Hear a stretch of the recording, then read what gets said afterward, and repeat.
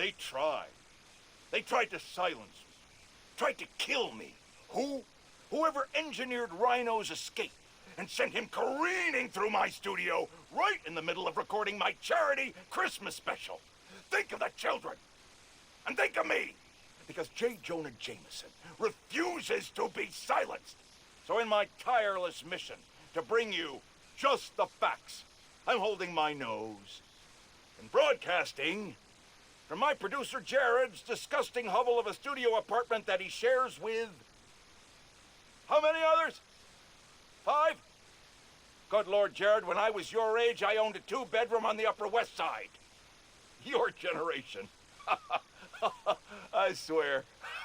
Anyway, if you are wondering who arranged Rhino's escape and pointed him right at your favorite truth speaker, witnesses on the ground are saying both Spider-Men showed up at the exact moment Rhino broke free. Coincidence? I think not. Ho, ho, ho! We've got our first caller coming down the chimney. You're live and festive on Just the Facts with J.J.J. Jameson. Season's greetings, Jonah. I just want to get your thoughts on Roxxon's new development in Harlem. Great for jobs, or just wiping out small businesses? So glad you asked, caller. Without question, Roxxon Plaza is American ingenuity at its finest. Green energy for the tree huggers, groundbreaking new tech for Wall Street, and jobs for the locals. Look, we faced a terrible tragedy with last year's Devil's Breath crisis. It's taken time to rebuild. But Roxxon stepped up to the plate, invested millions creating a state-of-the-art facility in a neighborhood that, let's face it, wasn't exactly booming. The way I see it, Roxxon Plaza's a Christmas gift for the people of Harlem and all of New York. I understand some folks fear change, but it's a good thing. Take it from J.J.J. Jameson. Jared, not 3 sugars, not 1 sugar. Tahoo sugars. For 40 years, it's been Tahoo sugars. Never do this to me again. Now, I know many of you brushheads love to listen to this show on your subway commute. I personally do my best to avoid setting foot in those feces-infested death tubes. But Jared informs me that a major outage recently stopped all trains going through Harlem. I'm happy to report that service to the area has since been fully restored, but it should come as no surprise to learn that the new Spider-Man was seen futzing with transit authority equipment during the outage. Now I can already hear the zealots among you whining through your phones, but Jonah, obviously Spider-Man fixed the problem. Blah, blah, blah, blah, blah, blah. Let's just stop right there and unpack that. Why would a guy who can swing through the skies and ignore Manhattan gridlock entirely need to even think about what's going on with the subway? If you just follow the threads, they take you right to the inevitable destination, the corner of Spider-Man Street and Menace Avenue.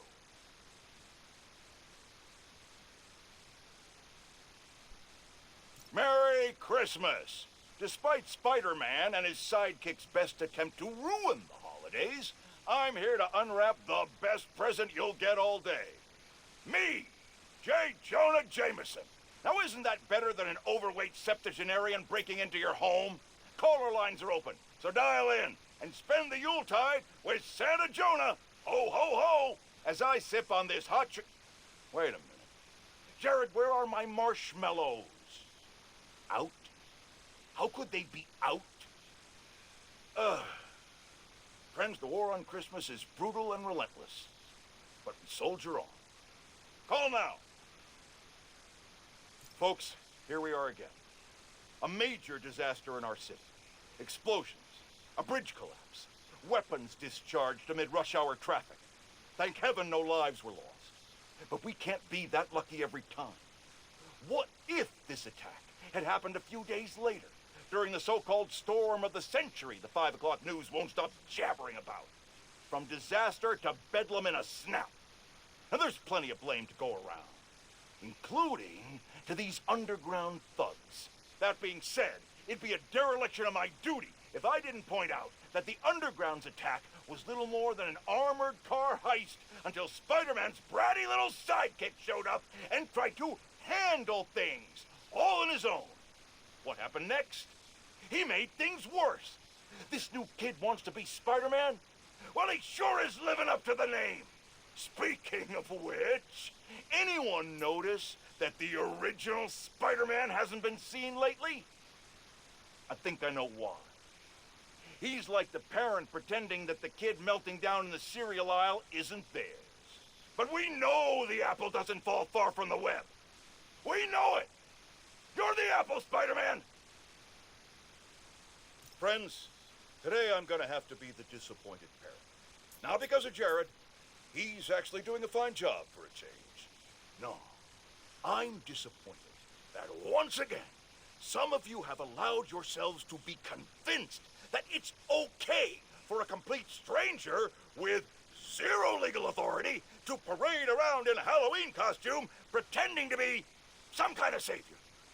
And once again, that misplaced faith has resulted in an unimaginable disaster. The truth is, it doesn't matter if you think Spider-Man is good. It doesn't even matter if he thinks he's good.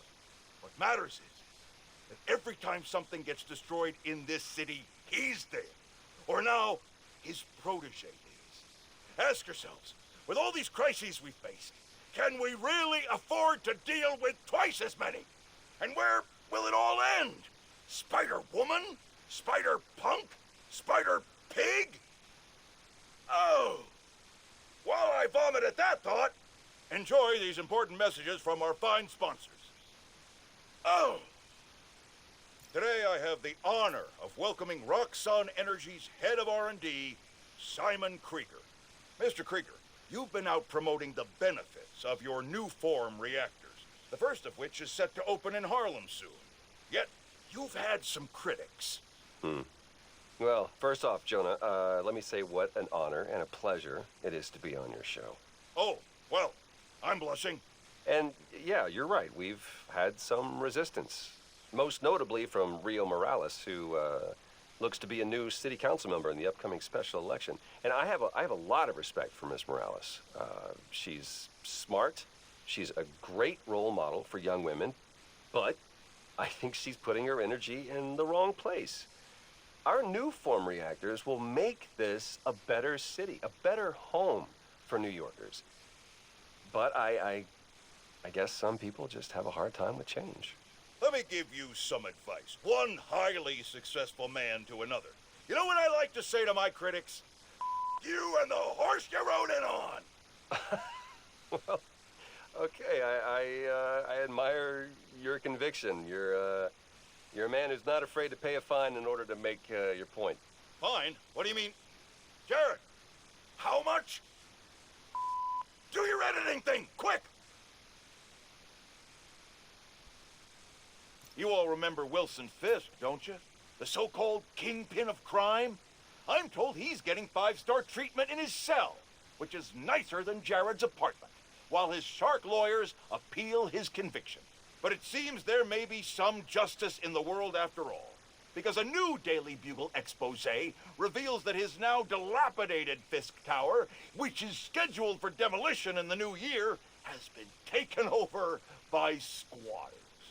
And isn't it just perfect karma that this garish monument to the ego of a guy who always felt he was above the law has been overrun by a bunch of freeloading bums? Next thing you know, Spider-Man will turn the joint into his personal headquarters. So how does it feel to be hoisted on your own petard, Wilson? No, Jared, that is not an obscenity. Read a book! Stop me if you've heard this before. Spider-Man chases villain through city. Millions of dollars of property damage follow. We're still tallying up the damage from Rhino's rampage. Then the bridge disaster. And now it seems the Junior Menace decided to go for the hat trick with his new frenemy, the Tinkerer. I say those two should get a room, preferably a prison cell, and hash out their differences in private, somewhere very, very far from New York. And I don't just mean Jersey. I'm talking Oregon or even Alaska. Then maybe I could have one peaceful night at home watching the Great Wakandan Cook-Off without getting interrupted by my fire escape being torn off the side of my building. Darn it, that reminds me. Jared, Did you set my DVR? Stop me if you've heard this before. Spider-Man, batten down the hatches, folks. The long presaged storm of the century, one heck of a blizzard, is blowing in. Make sure you're stocked up on supplies. My loyal listeners will already have plenty of Jameson's jerky, guaranteed to last longer than radioactive fallout. Meanwhile, if you're planning on taking the in-laws to visit Trinity Church, I got some bad news. Parts of this sacred local landmark are now rubble, following yet another skirmish involving Spider-Man and the Tinkerer. Thankfully, Roxxon was able to secure the scene quickly. The current whereabouts of either masked menace are unclear. But right now, that's secondary to the fact that Roxxon has generously offered to pick up the cost of Trinity's restoration, even though the damage was caused through no fault of their own. That's the kind of selfless giving we need more of this time of year, folks. Roxxon just made my nice list. I'll give you 3 guesses who's on the naughty list. And they all start with Spider, and end in Man. Listeners, you all know that I pride myself on truth, integrity, and facts. I've been tough on this new Spider-Man since the disaster on Braithwaite Bridge. For good reason. The kid screwed things up so bad, even the original model would have blushed redder than his costume. The classic one, not that ugly new thing. But today, I must also acknowledge that the city is rallying around this youngster and proclaiming him a hero. With an unstable energy source on the verge of wiping Harlem off the map, this youthful Spider-Man reportedly stepped in and saved lives. Or at least that's what his supporters want us to think. The real truth is that none of this would have happened if he hadn't donned a ridiculous suit and started swinging willy-nilly around the city, performing reckless acts of violence. Hero? More like zero? Ha! Jared, open up the lines. I want to hear from those who agree with me. Jared? I said open up the lines. What do you mean they're open? Well, something must be wrong. Folks, we're having technical difficulties. Please stand by. On this very special episode, I'm joined by newly elected Councilwoman Rio Morales of Harlem, who has been instrumental in the effort to scale back Roxxon's expansion plans following the revelations that they endangered New Yorkers with their highly unstable energy source, Nuform. Welcome, Councilwoman. Thanks for having me, Mr. Jameson. I have to say, I was surprised when you reached out to my office. My producer, Jared, was insistent that we have you on. Something about needing to broaden our demographics, especially after your recent appearance on another, much less popular show. Oh, yeah. Danica Hart was wonderful. My listeners would like to know, how do you plan to bring prosperity to your community? I think I speak for everyone when I say it's an area that has struggled for quite some time. True prosperity isn't brought in from outside by huge faceless corporations. It comes from sustained investment in the people that make our community so special. It's true that folks here have struggled, but that's only because they've lacked advocates in City Hall. I will be their voice. And my hope is with that support, the city and the world will see that we're a vibrant area full of brilliant artists, kind people, and now, even our very own Spider-Man. About that, you are now a publicly elected official. You are obligated to serve according to a constitution, laws, and time-tested ethical requirements, which I'm sure you respect. How can you reconcile that responsibility with your support of a vigilante who isn't bound by any of the same safeguards? Spider-Man is not our enemy. He's a New Yorker like the rest of us, and he's just trying to do what's right. And if you ask me, he couldn't be doing a better job. That doesn't replace my obligations to my community, nor anyone else's who serves in a public role. But I do sleep easier every night knowing that he's out there, helping us all pick up the slack. I'm happy to spend all day arguing why that sleep could easily become a nightmare. But we're out of time. And your approval polls are very high. So I'll just say thank you, Councilwoman. Jared will be sending you some lovely parting gifts, including my J. Jonah Java, the decaf substitute doctors like mine are insisting their patients of a certain age drink. If you down it fast, you almost believe it's real coffee. Jameson out. Friends, small businesses are the backbone of America, and they have no greater champion than J. Jonah Jameson. But they have an enemy, too. Spider. Apparently, he's been disrupting their supply chains in Harlem. Here to tell us about it is the proprietor of local restaurant Pana Fuerte. Buenvenidos, Camila. Gracias, Senor Jameson, but there's been a misunderstanding. Spider-Man stopped the punks who were robbing us. I think your producer got confused. He kept wanting to talk to me in Spanish. Don't ask me why. Jared's taking a course, which he's clearly gonna fail. But having a Spider-Man in your neighborhood, fighting criminals in the streets, that can't be good for business. Actually, it's great. We got tourists coming in, hoping to see him. And when something gets damaged, my husband fixes it.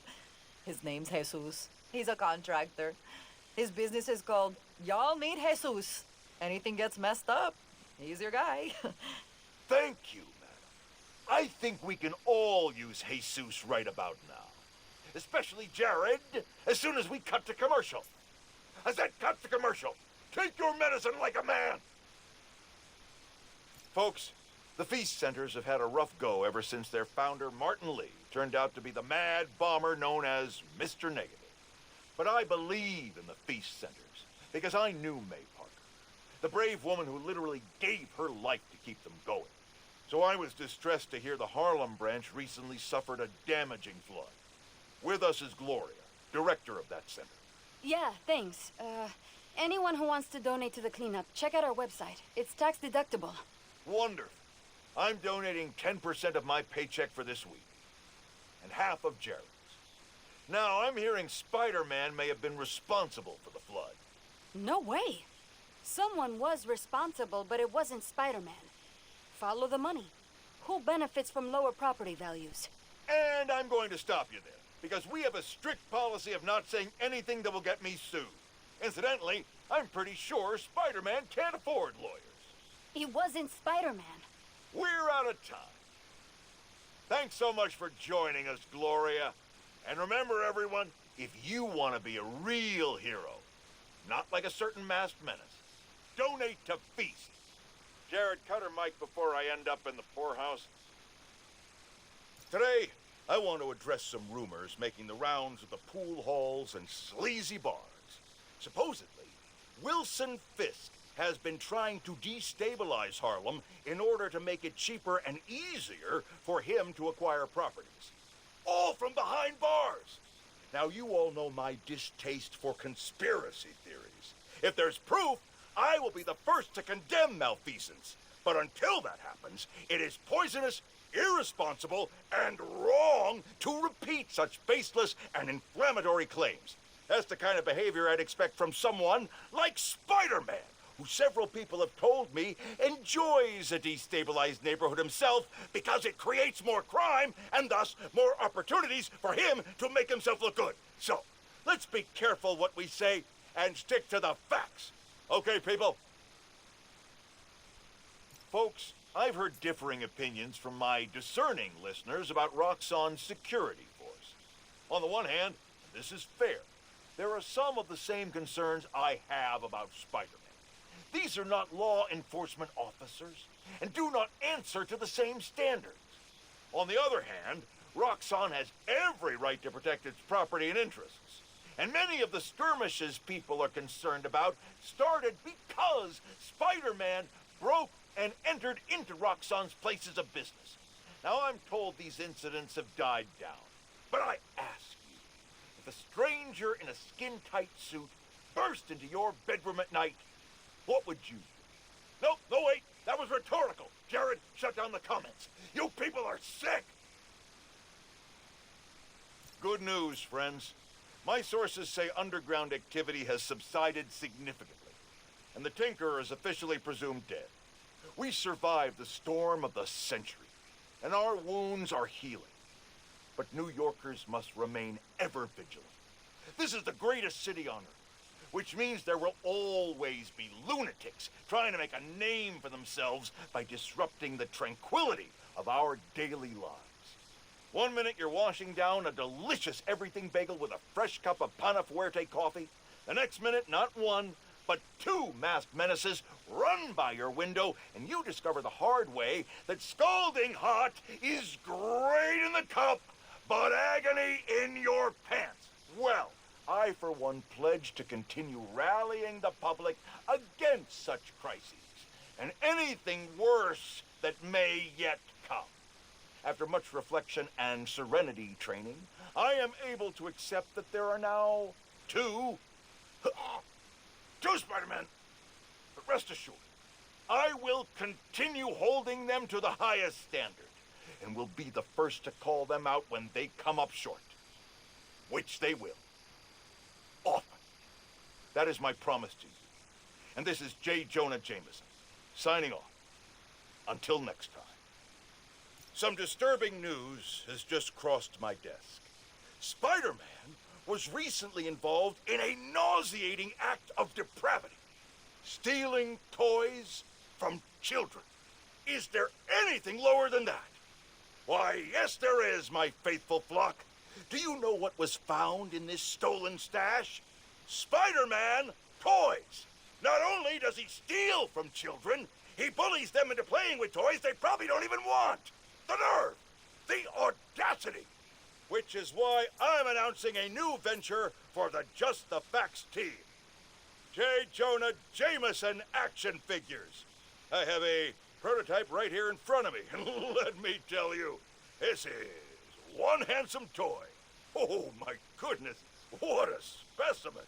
Any self-respecting child, or adult, I won't judge, would be lucky to get their hands on this masterpiece. In fact, Jared, order 10 for me and 10 for my wife. Get one for yourself, too. It'll come out of your next paycheck. You're welcome. Listen up, people. I finally have scientific proof that Spider-Man is a crime against nature. Allow me to explain. A recent incident involving a construction crane and a tiny bit of ice turned into a spider snafu when the masked menace decided to intervene. The result? A disaster the likes of which this city has never seen. We have yet to receive a body count, but I can assure you, it will be... What's that? I'm being told no lives were lost, thank heavens, but the number of injured is likely significant. We're still awaiting word from local hospitals on just how many... Seriously?